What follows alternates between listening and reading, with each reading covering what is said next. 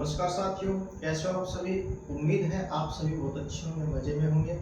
मेरे प्यारे साथियों, आज हम आपको सिखाएंगे, आज हम यहाँ पे सीखेंगे यूज ऑफ इच आर।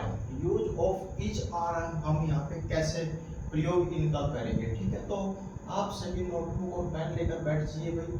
जो भी स्टूडेंट, जो भी मेरे प्यारे साथी चैनल पर नए हो, चैनल को सब्सक्राइब करके अपना प्यार और सपोर्ट जरूर दीजिएगा। तो चलिए शुरू करते हैं आज के इस वीडियो।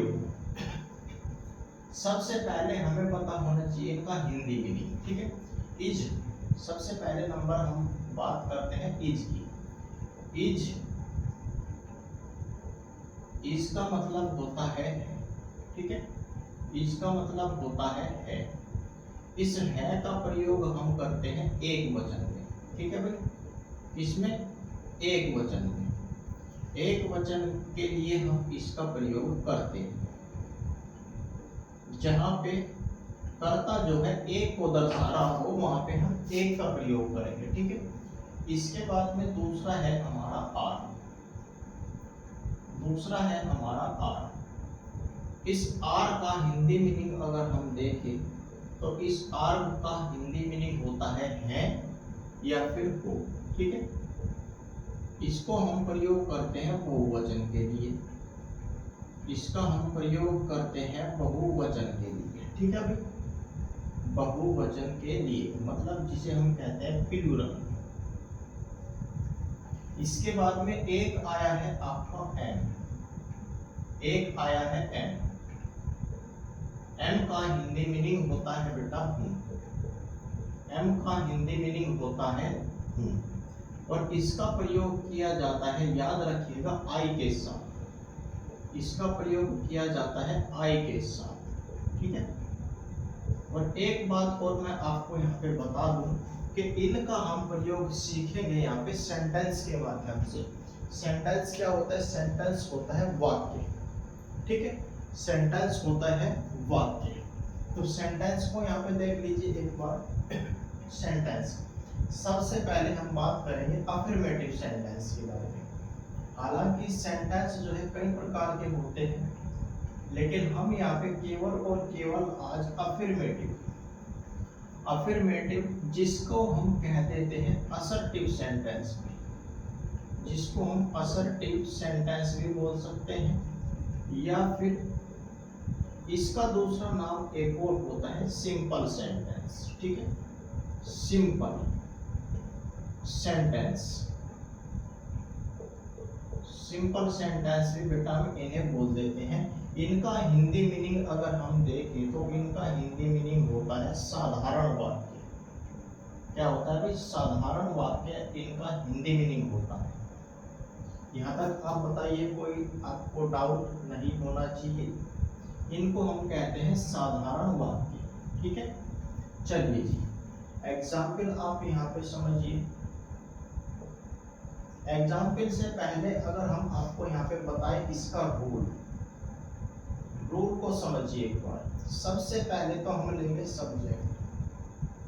सबसे पहले हम लेंगे सब्जेक्ट, जिसको हम कहते हैं कर्ता, जिसको हम कहते हैं कर्ता। इसके बाद दी गई तीनों की तीनों हेल्पिंग वर्ब में से according to condition, according to situation हम यूज करेंगे इज आर एम में से कोई एक। इसके बाद में जो भी आपका बचेगा वो सारा का सारा लास्ट में आ जाएगा, ठीक है भाई। अब समझिए यहाँ पे एग्जाम्पल। जैसे मैं कह दूं कि वह एक पतंग है, ठीक है। वह एक पतंग है, वह एक पतंग है। ये हमारा पहला सेंटेंस है। ध्यान से समझिएगा, जहां से सेंटेंस की शुरुआत हो वो तो होगा क्या आपका, वो आपका सब्जेक्ट होगा, वो आपका सब्जेक्ट जिसे हम कहते हैं कर्ता।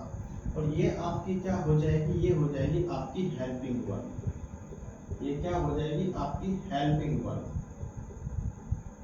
हेल्पिंग वर्ब जिसे हम सहायक क्रिया बोलते हैं। और बाकी जो बचा ये आपका लास्ट में चला जाएगा, ठीक है। तो इसको आप जो इंग्लिश में ट्रांसलेट करिए। पतंग तो है, निर्जीव है तो वह की अंग्रेजी यहाँ पे लिखेंगे दैट। ठीक है, दैट है जो है कहाँ पे मिलता है, एक वचन में मिलता है, और इसकी इंग्लिश होती है इज। तो दैट इज पहले सबसे सब्जेक्ट लिखना है, उसके बाद सेंटेंस के सबसे लास्ट में चला जाइए। तो सेंटेंस के लास्ट में आगे हम है पे। अब इस है को देखा हमने कौन से वचन में हमें मिलेगा, आप बोलोगे भैया एक वचन में। एक वचन में इस है को हम क्या बोलते हैं भैया, इज बोलते हैं। तो हमने यहाँ पे इज लिख लिया। ए क्या होता है, एक होता है, एक पतंग कहाँ है, तो ये हो जाएगा ए काइट। ठीक है भाई, ये क्या हो जाएगा, ये हो जाएगा ए kite. That is a kite, वह एक पतंग है। ठीक है, अब दूसरा देखिए, इस है में और इस है में डिफरेंस देखिए। ठीक है, हम अच्छे बच्चे हैं, हम अच्छे बच्चे हैं। ठीक है भाई, अब की बार हमने ये सेंटेंस लिखा है। हम का मीनिंग आपको क्या पता है, इंग्लिश में ट्रांसलेट करेंगे तो इसका मीनिंग होता है वी। ठीक है, अब है देखिए आप कौन से प्लूरल नंबर में मिलता है, बहुवचन में मिलता है, ये रहा है। तो हम इनकी अंग्रेजी क्या लिखते हैं बेटा, आर लिखते हैं। तो ये हो जाएगा वी आर, वी आर हम है क्या, हम हैं अच्छे बच्चे।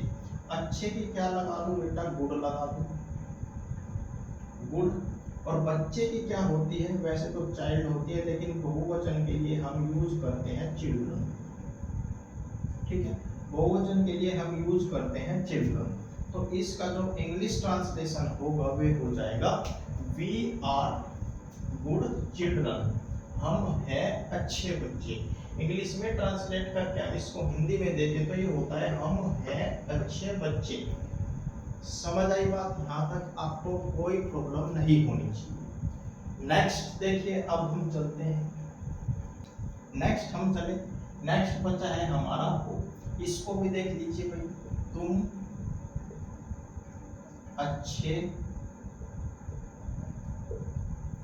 अच्छे खिलाड़ी हो।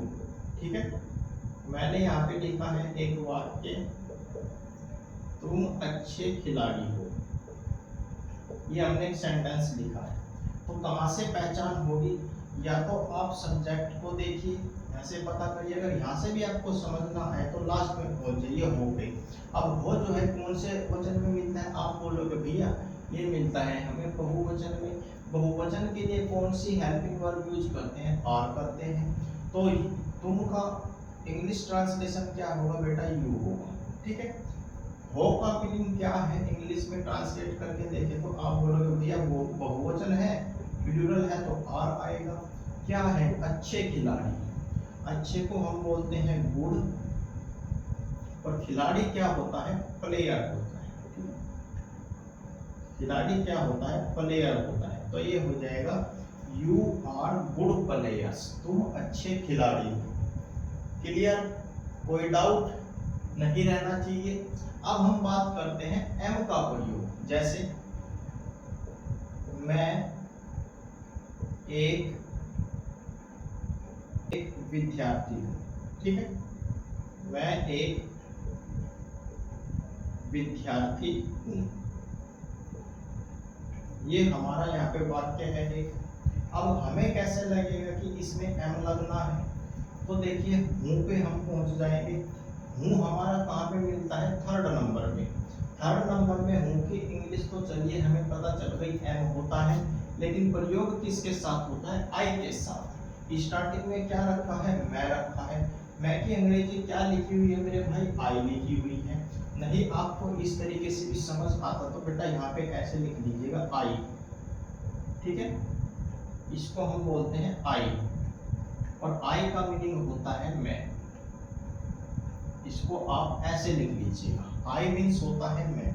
तो यहाँ पे लिख दो आई, हूँ की ट्रांसलेशन हो जाएगा एम।